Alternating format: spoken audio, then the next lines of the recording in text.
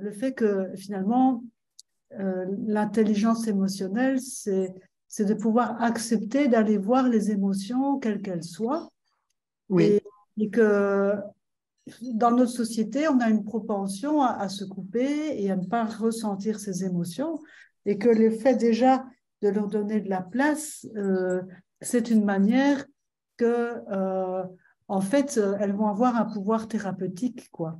oui, ça c'était le deuxième sujet, oui. Mhm. Ouais, c'est ça, de pouvoir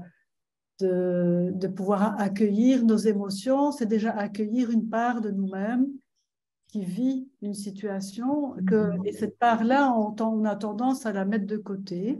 Oui. Ouais. Et si on l'accueille, alors on peut la réguler. Mais effectivement, ça suppose, quand on l'accueille, de se laisser ressentir quelque chose Mhm. de pénible. Euh, mais si on ne fait pas ce processus-là, hein, de se laisser sentir la douleur qu'il y a là-dedans, la tristesse ou la colère que ça peut nous susciter, c'est pas parce qu'on la ressent pas que ça ne se passe pas dans notre corps.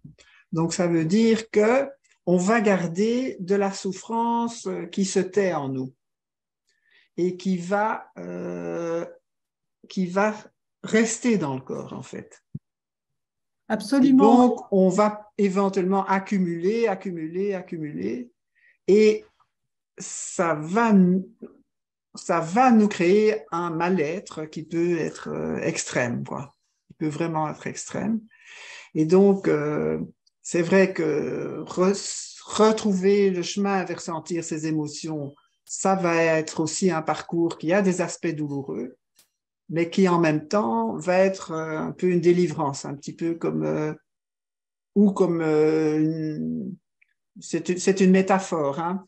Un malaise physique, oui, oui, ça peut absolument faire un malaise physique, hein, une sensation d'angoisse diffuse quand on accumule de l'émotionnel qui est donc une stimulation très forte dans tout notre organisme, comme celle qu'on vient de voir, hein. Supposons que on vous oblige à regarder ça et que ça dure plus que 2 minutes et que ça devient insupportable et qu'on vous interdit de faire et d'exprimer quoi que ce soit, vous allez vous sentir mal après.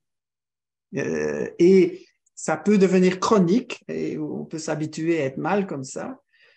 Et le jour où on ferait une thérapie, disons, oui, ce malaise peut se transformer en douleur chronique, ça peut atteindre des zones du corps, effectivement. Et donc, le travail thérapeutique sera de un peu comme percer l'abcès, qui sera douloureux au moment, comme pour les abcès, quand ils sortent. Et puis après, c'est une délivrance. Parce que ça libère de la place dans le corps pour ressentir. Voilà, ça c'est un exemple, oui. Vas-y, Oui. Claudia. Donc, si je reprends l'exemple de tout à l'heure que je donnais, euh, au début, la personne, ce qui est entré en résonance en moi, c'est qu'elle avait une tension dans les mâchoires. Et quand je lui ai fait remarquer que ça résonnait comme ça en moi, elle m'a dit, ah oui, oui, oui, oui, oui, oui, je ressens effectivement quelque chose dans les mâchoires. Et puis, il y avait cette boule dans le ventre. Et puis après, ce qui s'est passé, c'est que je l'ai invitée à extérioriser avec des expressions physiques cette force de colère et d'agressivité. Et par exemple, voilà, en jetant un coussin, des choses comme ça, en exprimant que ce n'était En pas bon, geste, hein, oui. un geste, quoi. Et donc, en fait, souvent, quand l'émotion est bloquée, la voie d'expression est bloquée. Et du coup, quand on la débloque, après, le résultat, c'est que la personne se sentait beaucoup plus soulagée et qu'elle avait moins de tension. Et voilà, c'est un bête petit exemple, mais c'est pour Oui, oui, oui, oui. comment ça fonctionne. À la fois, c'est douloureux parce qu'on n'a pas envie de se confronter. À la fois, c'est créer peut-être des réponses qu'on n'ose pas donner parce qu'il y a une sensation de danger et trouver le juste milieu pour que ce ne soit pas un redéclenchement ou une réactivation. Et la personne, quand elle sent que, ah mais oui, quand j'exprime, finalement, ça va mieux, ben, petit à petit, elle va pouvoir ouvrir un peu plus la voie du ressenti. À la fois le ressenti et puis l'expression. Et puis, quand on exprime plus, Oui. on peut plus ressentir.